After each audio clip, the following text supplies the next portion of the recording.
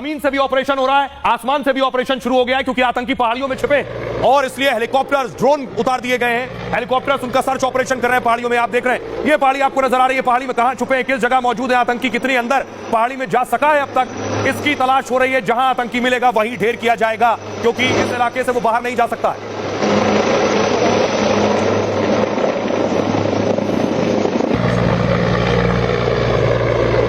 साथ ही एनआईए यानी national investigation agency आज पहलगाम पहुंची है। वो तस्वीर है, एनआईए ने जांच शुरू कर दी है, जांच तेज कर दी है। एनआईए के हेलीकॉप्टर आप देख रहे हैं पहलगाम में उतरा। एनआईए की टीम ने इन्वेस्टिगेशन शुरू किया, आतंकी कहां से आए, सबूत और साक्ष्य जुटाए एनआईए ने।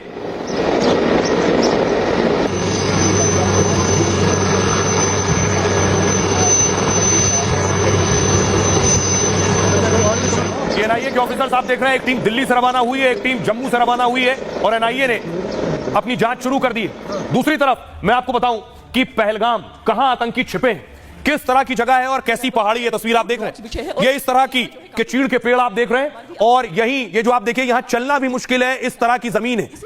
यही आतंकी भागकर पहाड़ियों की तरफ छिप गए। अब देखिए कैसे आतंकियों का खात्मा होना है। सबसे पहले मैं मैप के जरिए आपको बताऊंगा कि किस जगह पर पहलगाम है। आप देख रहे हैं श्रीनगर से 90 किलोमीटर दूर पहलगाम है और इस्लामाबाद आपको नजर आ रहा है। पहलगाम में ही पहाड़ियां हैं, इन्हीं पहाड़ियों में आतंकी हैं। कैसे और कौन से वो उपकरण और इक्विपमेंट्स हैं अत्याधुनिक सेना के पास, जिसके जरिए आतंकियों को तलाशा जा रहा है पहाड़ियों में। ये जो आपको ऊपर पहाड़ियां नजर आ रही हैं, इन्हीं पहाड़ियों में आतंकी छिपे हैं। यहीं पहुंचना है सेना को।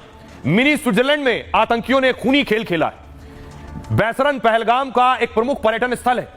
चीड़ के पेड़, घने जंगलों और पर्वतों से घिरा हुआ है।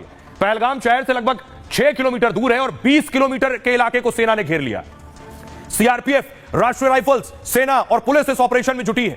तलाशी में हाईटेक हथियार और तकनीक का इस्तेमाल हो रहा है। जंगल और पहाड़ी इलाकों में सर्च ऑपरेशन तेज कर दिया गया है। ऑपरेशन में थर्मल ड्रोन का इस्तेमाल किया जा रहा है। थर्मल ड्रोन जंगली पहाड़ी के बीच मौजूद इंसान को पकड़ सकता है, यानी जो भी गर्म चीज होगी इंसान के शरीर में, जो गर्माहट है उसको यह कैच करता है ये थर्मल ड्रोन और पता करेगा नीचे कोई जीवित चीज है। उसके बाद यह पता करता है कि इंसान है या जानवर, ताकि आतंकियों के हर मूवमेंट पर नजर रखी जा सके पहाड़ में।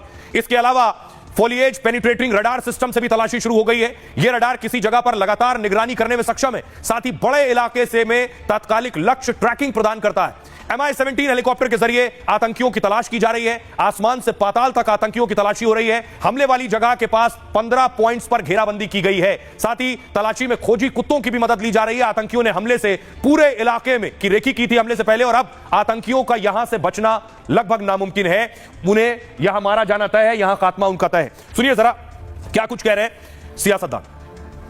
बड़ा दर्दनाक वाकया है ये, बल्कि ये मैसेकर है और हम नरेंद्र मोदी हुकूमत से इस बात का डिमांड करते हैं कि वो अकाउंटेबिलिटी किसकी है फिक्स करें, और उम्मीद करते हैं कि हुकूमत इन तमाम जालिमों को सबक सिखाएगी। पहली दफा मैंने देखा कि मस्जिदों में, मेरे पास कई मस्जिदों की जम्मू प्रोविंस चिनाब वैली की और यहाँ की भी मैं उसूल करूँगा, जहाँ इमाम साहब दहशतगर्दों और दहशतगर्दी की इस हमाकत को और इस बेवकूफ़ी को और इस हरकत को कंडम करते हैं और आवाम से अपील करते हैं कि दहशतगर्दों का साथ मत दें। ये मुल्क के खिलाफ भी है और मानवता के खिलाफ भी है। और जिस तरह से कुछ लोग जो है वो इस्लाम को सुरक्षा कवच बना करके इंसानियत पर जो है वो आक्रमण करने की षड्यंत्र और साजिशें करते हैं, तो वो इस्लाम के भी दुश्मन है, इंसानियत के भी दुश्मन है। और इसलिए जो है वो हम एकजुट होकर के हमें इस तरह के इंसानियत और साथ साथ जो है इंसानों पर हो रहे इस तरह के जालिम आक्रमणों को जो है वो ख़त्म करना होगा, उनको तबाह करना। जिस आतंकी ने ये हरकत की है, पाकिस्तान परस्त आतंकियों को उसको बख्शा नहीं जाएगा। नाम पूछकर, धर्म पूछकर जिस तरह मारा गया, ये कहीं से भी स्वीकार नहीं है।